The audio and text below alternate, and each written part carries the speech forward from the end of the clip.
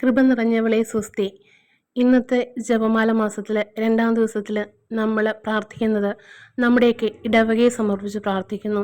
ഇടവകയിൽ സേവനം അനുഷ്ഠിക്കുന്ന നമ്മളുടെ വികാരി അച്ഛനെയും സിസ്റ്റേഴ്സിനെയും ഈ നിമിഷം അമ്മയുടെ തിരുഹൃദയത്തിൽ സമർപ്പിച്ച് പ്രാർത്ഥിക്കുന്നു.